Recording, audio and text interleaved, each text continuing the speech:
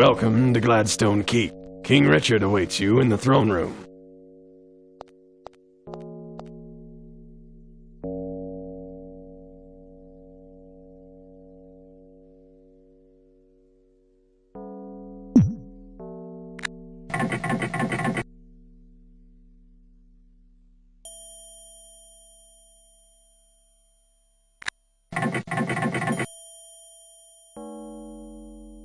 The old tapestries glow with age. Today's Ancient DOS game is Lands of Lore, the Throne of Chaos. And this is one that's, well, kind of hard to comment on. But firstly, let's get something out of the way, which may not be immediately obvious. This game is extremely similar to an earlier game I haven't covered yet called Eye of the Beholder. In fact, it's so similar that it kind of feels like a ripoff, except calling it that would be like calling the first Earthsiege game a ripoff of the first MechWarrior game, since Eye of the Beholder and Lands of Lore were both developed by the same company, Westwood Studios. The main difference between Eye of the Beholder and this game is that Eye of the Beholder is based on the Dungeons & Dragons license, so all the characters and stats and equipment and monsters all conform to D&D rules, specifically AD&D's 2nd edition rules. But Lands of Lore is its own thing entirely, and has the same sort of feel as the Legend of Kyrandia series, given that, well, virtually everyone in the game knows magic to some degree, which again kind of makes sense since even the Kyrandia games were developed by Westwood. However, if we take a look at this game on its own merits, ignoring the other games which came before it with the same mechanics, we find that this game is, well, kinda evil. It's clear that Westwood was unimpressed with the kinds of rules that they were making the Eye of the Beholder games conform to, because combat in this game is far easier and more lenient. In fact, the entire experience has been streamlined to a degree. But, at the same time, this streamlining process not only makes combat feel less rewarding, but they also jacked up the respawn rates of the enemies to an almost unfair degree, meaning the longer you take to solve puzzles and get around in this game, the more unnecessary and unrewarding combat you have to face, which drags down what would otherwise be a very unique role-playing experience. Basically, what I'm trying to say is that once you know how to solve the puzzles this game throws at you, you can breeze through it several times faster than if you're like me and are stuck trying to solve things for hours, constantly fighting monsters the whole time because of the respawn rates. The game is highly enjoyable if you know what you're doing, but an absolute slog if you don't.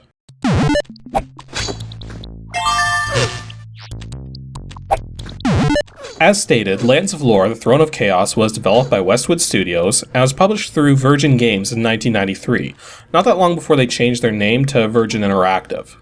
It's a one-player first-person dungeon crawl featuring MCGA 320x200 256 color graphics and support for a decent number of audio devices. As for its current release date, it's still commercial, but can be obtained as a digital download from the Good Old Games website at www.gog.com. And it comes with the second game in the series, Guardians of Destiny, as well, all for $6. The third game in the series is also available on GOG for $6 on its own, though it's a Windows 9 X game as it came out in '99. If you want a physical copy of this game for sake of collecting, then be prepared to shell out a modest amount of money. Fully boxed copies aren't actually that hard to find, but tend to run for $30 to $40, depending on if it's the floppy disk version or the CD version, while loose CDs tend to go for closer to $20, which is curiously high, but it was the cheapest I could find, at least when I was searching. Also, if you decide to go for the floppy disk version, keep in mind it has manual-based copy protection, so you'll want the manual too.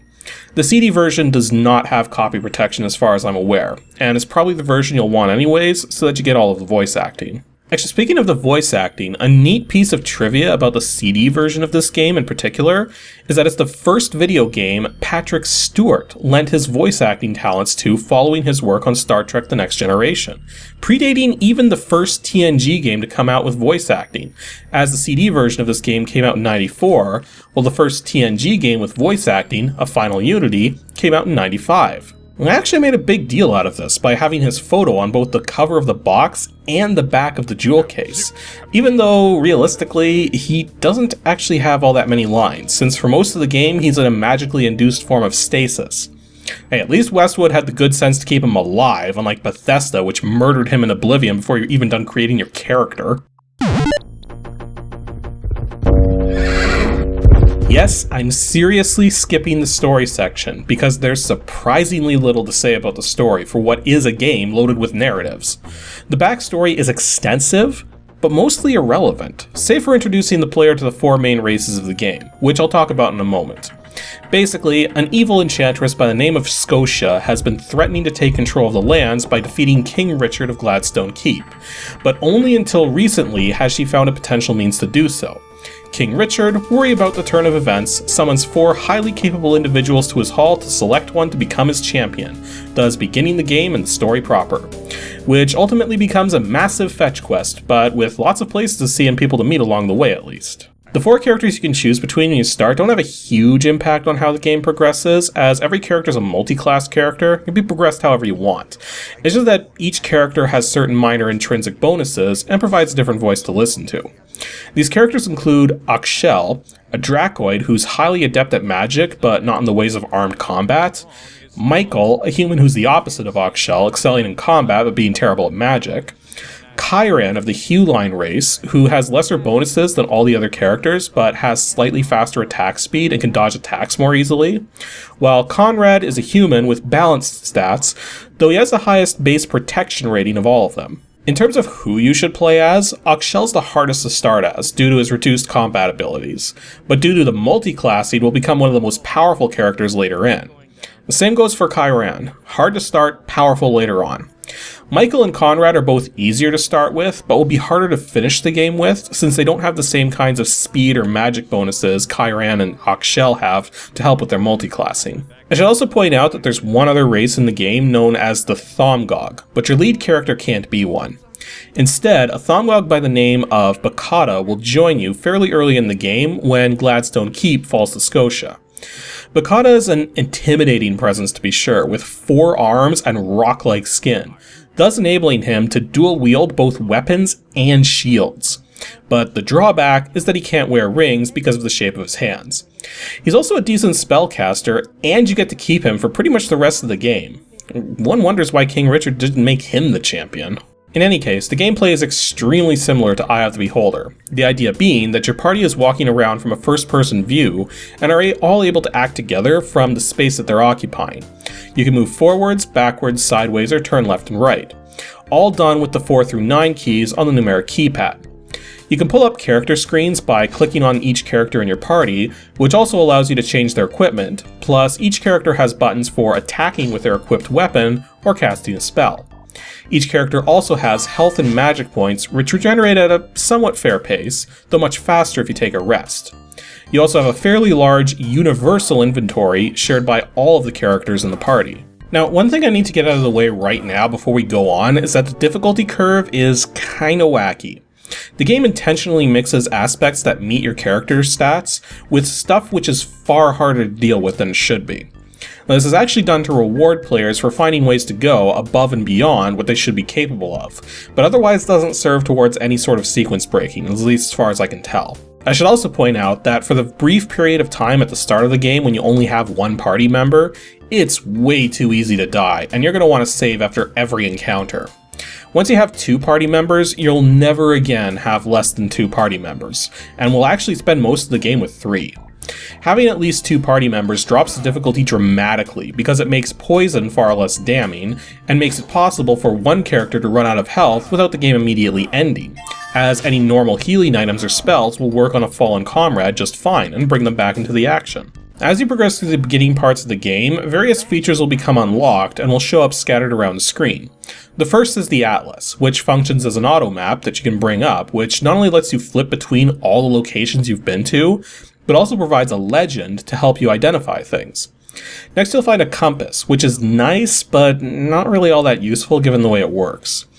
Next, you'll get a spell book, which will enable you to learn and cast more spells than just a spark spell which all characters start with.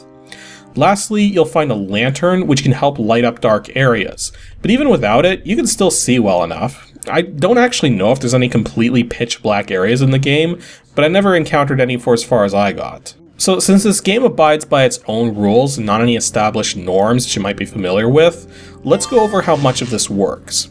Each character has two primary combat ratings, Might and Protection, which works exactly as it sounds, telling you how much damage the character deals with melee attacks and how much damage is reduced from enemy attacks. Each character also has 3 different experience levels related to fighter, rogue, and mage skills, and you improve these by performing actions which utilize these skills. Fighter skills are improved through melee combat, rogue skills through ranged combat or by picking locks, while mage skills are improved by casting spells upon enemies. Healing allies or affecting the world with a spell does not count. I should also point out that getting these skills up to a minimum of level 3 isn't all that hard, but going beyond level 3 is when it starts to take a massive amount of grinding. This kind of leads into one of my complaints about the game, in that you only get to see damage values against enemies from melee attacks, as the damage you deal will show up on the attack button itself for the party member who makes the attack. However, when you throw an item at an enemy, shoot a bow or crossbow at one, or cast a magic spell against one, you don't get any numerical feedback as to how well it's working. This makes it extremely difficult to gauge how effective these methods of combat are against your foes. Another thing to watch out for is that the game actually has 3 different classes of melee weapons: bashing, piercing, and cutting. And every type of enemy you face has certain resistances and weaknesses to each of these. If you don't want to constantly be switching weapons in and out, and you have at least 3 party members, well, you can't have more, but in any case, it's best to equip each one with each class of weapon, so that at least one of them is going to be doing maximal damage, since again, every character is a multi-class character, so you don't have restrictions on who can wield what, and the differences, except for magic, are mostly minor. I also kind of want to rant about the inventory system a little because it's a little clunky. Firstly, you have a pretty sizable inventory and can carry quite a large number of items, but you can only see 9 of them at a time, and the scroll buttons only scroll a single item at a time. On top of this, you can't hold the scroll buttons down. So, scrolling through your inventory often involves a massive amount of clicking, which can get very annoying very quickly, and makes it take forever to sort things, not to mention it makes it more difficult to just deal with it in the heat of battle. On top of this is an odd but understandable mechanic, where whenever you use an item in the world, either directly or by throwing it, the particular party member you have highlighted is the one who actually uses or throws it.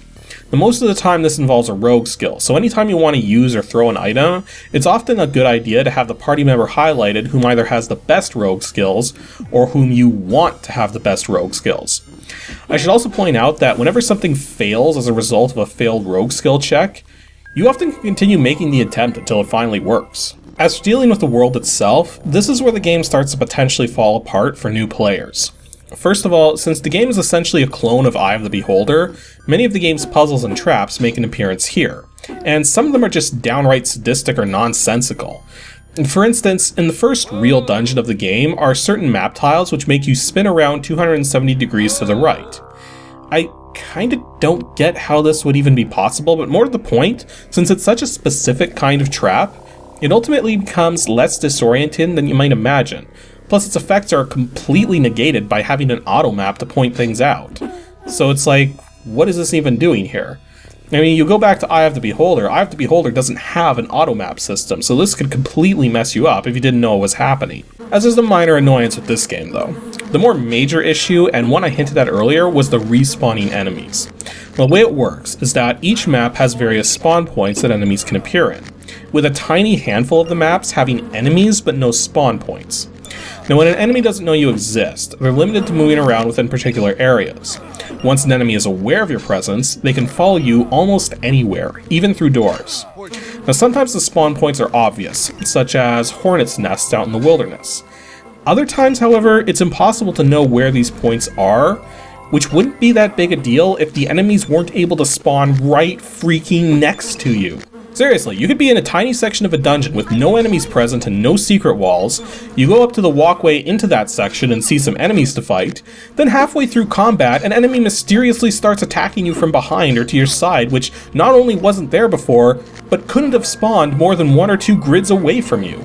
Worse still, the spawn rates are very high and are only limited by the total number of monsters on the map, not the total number of monsters spawned by a particular spawn point. This ended up creating a situation that was almost impossible to deal with for me in the first major dungeon, the Dracoids caves. See, this particular dungeon has a split path through the second floor, which ultimately converges into the third floor, and this is done in such a way that once you progress a certain amount through one path, the other path becomes impossible to completely progress through. Now, I ultimately ended up on the path with a puzzle where you need to give up 2 daggers to open a wall, fight some tough enemies, then collect some important treasures. I completely missed this puzzle and ended up at the bottom of the dungeon without what I needed to continue the story. Now, by the time I figured out what was going on, I'd killed so many respawned enemies on the second floor that the secret area with the tough enemies to fight had spawned more of those tough enemies and was just filled to the brim with them.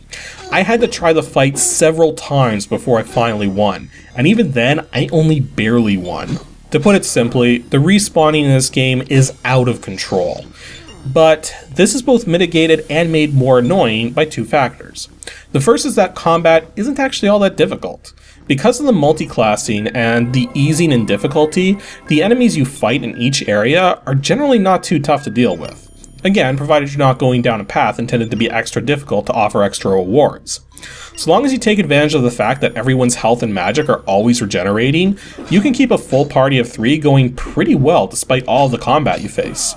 What makes this annoying, though, is that you don't really get much for all of the effort. Yeah, you have your fighter, rogue, and mage levels, but they don't improve fast enough past level 3 to make grinding feel rewarding in the slightest. Thus, combat ultimately just ends up feeling like a chore rather than fun. I should also point out that there's a difficulty selection you can adjust in case you find the combat too hard or too easy. I just left it on the normal setting. The spellcasting is also kinda weird, but it makes sense at least. When you start the game, the only spell each character can cast is Spark, which is basically equivalent to a magic missile. When you click the cast button for a party member, a list of 4 spell levels appears, as you can cast every spell in the game at higher spell levels to make them more powerful.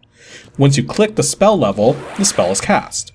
Now once you have a spell book, you can change which spell is currently being cast by all party members by clicking on that spell. Which works well enough, I guess.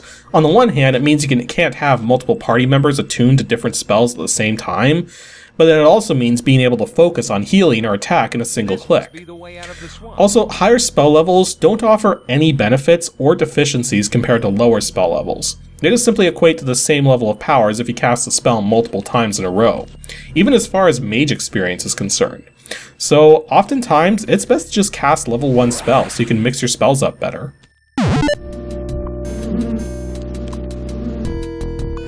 It's kind of hard to give an overall opinion of this game, since it's pretty huge and I only got a small amount into it. But if what I've seen of the initial parts of this game are anything to go by, then this game's basically a simplified, easier 3D dungeon crawl, at least compared to the other offerings which are out at the time. Yet it retains the puzzle elements typical of the genre, but also throws encounters at you constantly due to the high enemy spawn rates.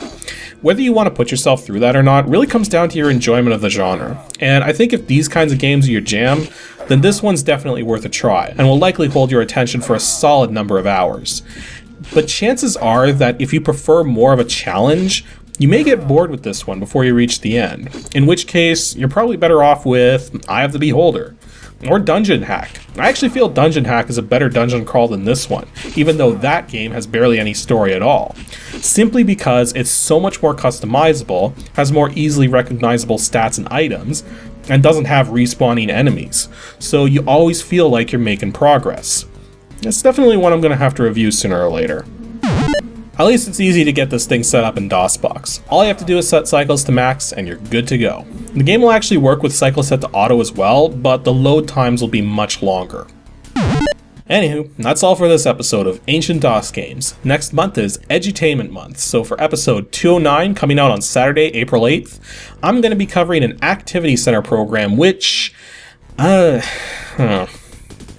coming up with a hint for this particular program proved extremely challenging. Let's just say it has 6 different activities, and yet somehow required 10 programmers to put it all together.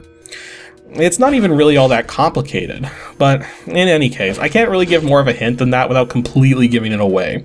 So if you think you know which program it might be, or even if you just want to take a stab in the dark, because you're totally allowed to do that, then be sure to send your guess to adg@pixelships.com, and make sure to stay tuned to see what exactly it is I've got lined up.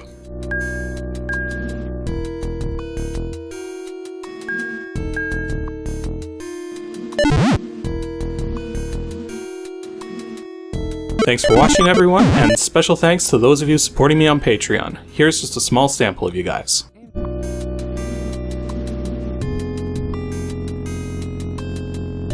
Mm-hmm.